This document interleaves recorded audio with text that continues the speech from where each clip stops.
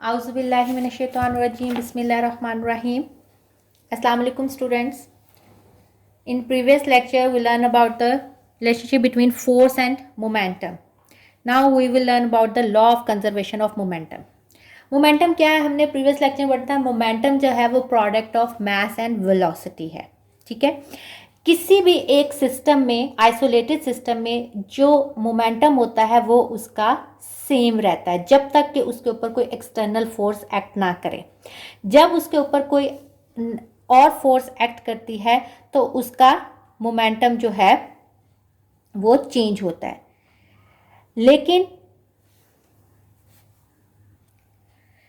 लेकिन जब एक आइसोलेटेड सिस्टम होता है जिसपे कोई फोर्स एक्ट नहीं कर रही होती तो उसका जो मोमेंटम होता है वो कांस्टेंट रहता है। तो law of conservation of momentum के मुताबिक एक आइसोलेटेड सिस्टम का जो मोमेंटम जो है वो क्या रहता है, कांस्टेंट रहता है। अगर दो या दो से ज़्यादा बॉडीज एक क्लोज सिस्टम में, आइसोलेटेड सिस्टम में इंटरेक्ट करती हैं और उस पर कोई एक्सटर्नल फोर्स एक्ट नहीं करती तो उनका मोमेंटम जो है वो कांस्टेंट रहता है। ठीक है, दोबारा बता रही हूँ, law of conservation of momentum के मुताबिक अगर दो या बॉडीज जो हैं वो इंटरेक्ट करती हैं, ठीक है, लेकिन एक आइसोलेटेड सिस्टम है यानी ऊपर से कोई और फोर्स एक्ट नहीं करी, तो उसका जो मोमेंटम है वो कांस्टेंट रहता है, कंजर्व रहता है, सेम रहता है, यानी चेंज नहीं होता। अब हम पढ़ते हैं पहले, momentum of A system depends upon its mass and velocity. ठीक है, अब system is a group of bodies with in certain bodies. System क्या होता है जिसमें काफी सारी बॉडीज जो है वो एक बाउंड्री के अंदर होती हैं। And isolated system is a group of interacting bodies on which no external force is acting. System क्या होता है जिसमें बहुत सारी बॉडीज जो हैं वो एक सर्टेन बाउंड्रीज के अंदर होती हैं। लेकिन आइसोलेटेड सिस्टम क्या होता है, एक ऐसा सिस्टम जिसमें जो बॉडीज हैं उनके ऊपर, जो भी इंटरेक्टिंग बॉडीज हैं उनके ऊपर कोई एक्सटर्नल फोर्स एक्ट ना कर रही हो, उसको हम क्या कहते हैं, isolated system. If no unbalanced और net force act on a system then according to the equation 3.14, यानी जो लॉ आपने पढ़ा था, अकॉर्डिंग टू ये जो आपने लॉ पढ़ा है उसको कह रहा है, according to the equation 3.14 it's momentum remains constant, यानी ये मोमेंटम जो है वो कांस्टेंट रहेगा अगर कोई एक्सटर्नल फोर्स उसके ऊपर एक्ट नहीं करी तो। Thus the momentum of an isolated system is always conserved। तो आइसोलेटेड में क्योंकि कोई एक्सटर्नल फोर्स एक्ट नहीं करी होती इसलिए उसका मोमेंटम क्या रहेगा, कंजर्व ही रहेगा। तो this is the law of conservation of momentum, इसको हम law of conservation of momentum कहते हैं। It states that the momentum of an isolated system of two or more than two interacting bodies remains constant। इसके मुताबिक अगर एक isolated system में दो या उससे ज़्यादा बॉडीज इंटरैक्ट कर रही हैं तो उनका मोमेंटम क्या रहेगा, कांस्टेंट रहेगा, कंजर्व रहेगा। ठीक है, इसको आप एक्सप्लेन करते हैं हम इसमें। Consider the example of an air filled balloon, हमने थर्ड लॉ ऑफ मोशन में भी पढ़ा था।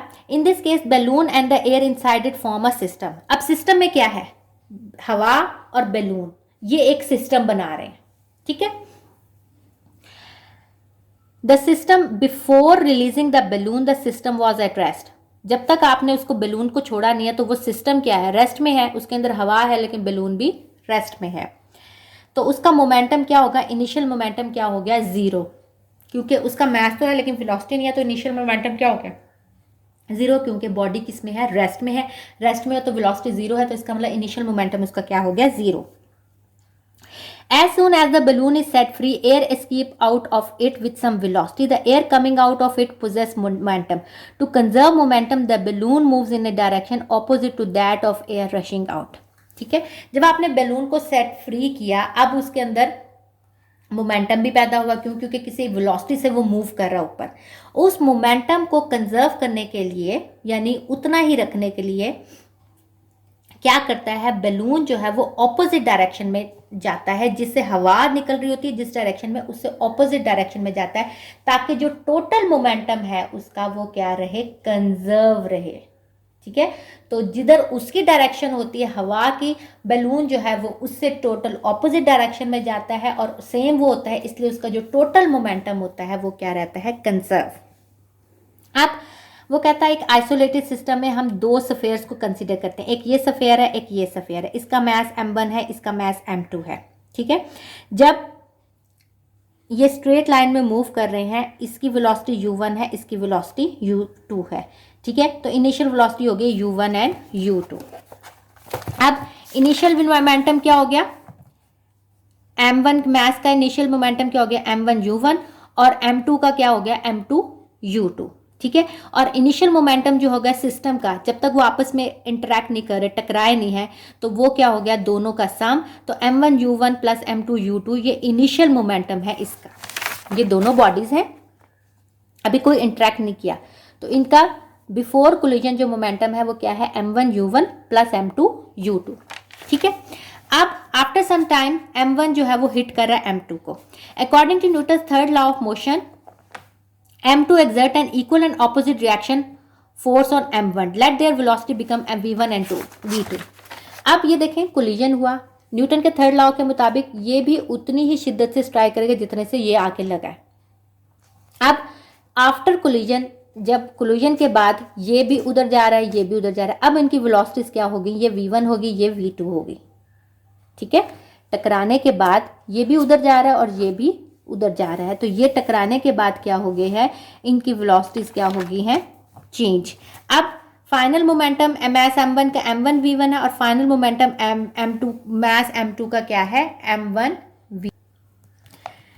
ठीक है, अब न्यूटन का जो law of conservation of momentum है, इसमें वो कहता है कि इनिशियल मोमेंटम जो है बिफोर कोलिजन और फाइनल दोनों का बराबर होना चाहिए। तो हम कह सकते हैं m1 u1 plus m2 u2 बराबर है m1 v1 plus m2 v2 के, यानी total initial momentum of the system before collision is equal to total final momentum of the system after collision.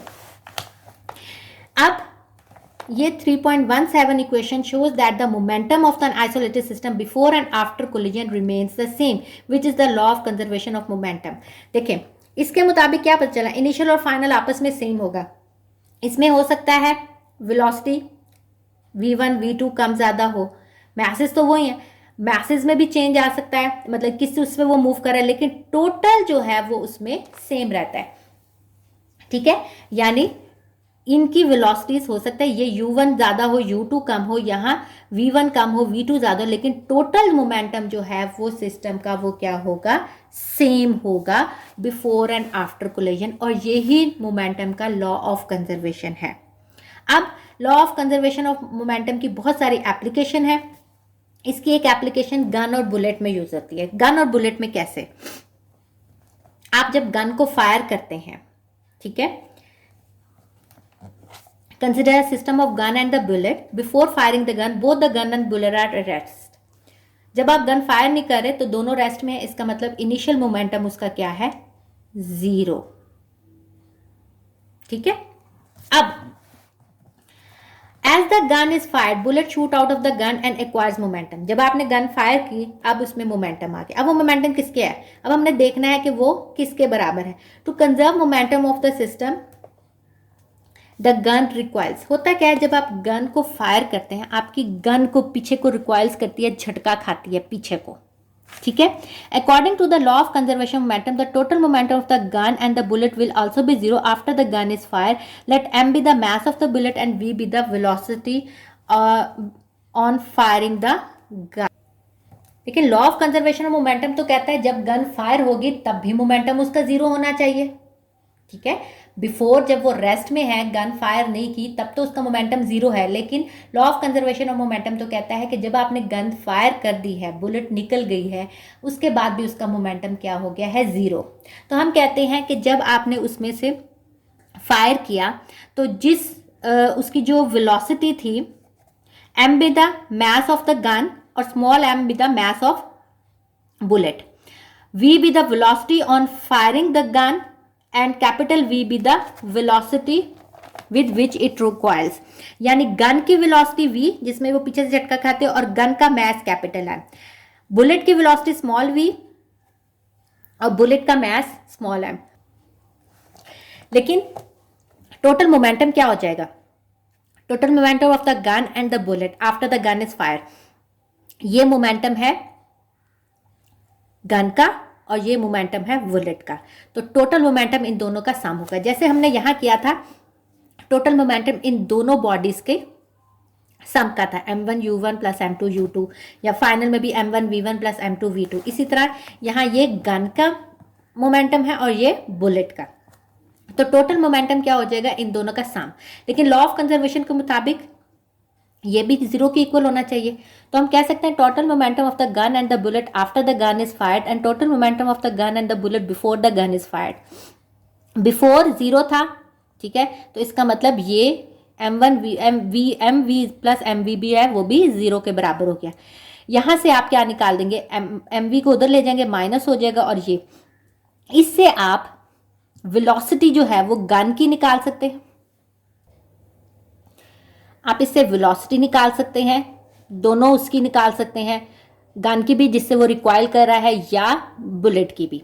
और नेगेटिव साइन जो है वो capital V से negative sign क्या इंडिकेट कर रहा है कि जो गन रिकॉइल कर रही है वो किस वेलोसिटी, किस डायरेक्शन में कर रही है, ऑपोजिट में कर रही है, जिस पे साइड पे बुलेट गई है उससे। Give the velocity v of the gun. Negative sign indicates that velocity of the gun is opposite to the velocity of bird. क्योंकि बुलेट आगे को जाती है और गन जो झटका खाती है वो पीछे की तरफ खाती है। That is the gun recoils. Since mass of the gun is much larger than the bullet, therefore the recoil is much smaller than the velocity of the bullet. देखें, मैथ जो है वो गन का ज्यादा होता है लेकिन बुलेट का बहुत थोड़ा होता है, लेकिन जो वेलोसिटी है वो बुलेट की बहुत ज्यादा है और गन की जिससे वो रिकॉइल कर रही है वो बहुत कम है। ठीक है। Rocket and jet engine also work on the same principle. In this machine, hot gas is produced by burning of fuel rush out with large momentum. The machine gains an equal and opposite momentum. This enables them to move with very high velocity. Rocket और jet engine भी इसी principal पे करते हैं, जो उसके अंदर hot gases produce होती हैं, वो बर्न होती हैं और वो रश आउट बाहर निकलती हैं, जैसे रॉकेट में होती है ना, बाहर से निकलती है, जिसके नतीजे में वो इक्वल और ऑपोजिट मोमेंटम वो रॉकेट अटेन करता है और जिसकी वजह से वो आगे को मूव करता है। ठीक है। गन की एग्जांपल और इंजन की, वो रॉकेट की, वो बिल्कुल सेम है। गन में भी देखें, इनिशियल मोमेंटम गन का क्या है, 0, जब वो रेस्ट में है। जब आपने उसको फायर किया तो वेलोसिटी गन की कितनी हुई, कैपिटल वी, जिससे वो पीछे को झटका खाए, और मैस था कैपिटल एम। बुलेट की वेलोसिटी स्मॉल वी और मैस स्मॉल एम। लेकिन लॉ ऑफ कंजर्वेशन के मुताबिक आफ्टर फायर द गन जो है मोमेंटम भी 0 होनी चाहिए। तो हमने कहा आफ्टर जो है वो भी क्या हो गया, 0। तो हमने M V plus M small M V जो है उससे ये वी निकाल दिए। तो इससे हमें ये पता चला कि मोमेंटम जो है वो, क्योंकि गन का साइज बहुत छोटा, वो बड़ा था एज कम्पेयर टू बुलेट, यानी बुलेट का साइज बहुत छोटा था, और जो वेलोसिटी है वो बुलेट की बहुत ज़्यादा थी और जो रिकॉइल कर रहा है उसकी बहुत कम। ठीक है। इंशाल्लाह हम इसके नेक्स्ट लेक्चर में इसका एग्जाम्पल वगैरह करेंगे। आप लोग खुद ट्राई करने की कोशिश करें, इजी रहेगा। आप लोग इसको एक दफ़ा ज़रूर पढ़ें और फिर कोई कन्फ्यूजन होती है तो वो आप मेरे से पूछ सकते हैं। ठीक है। ओके स्टूडेंट्स, टेक केयर, अल्लाह हाफिज़।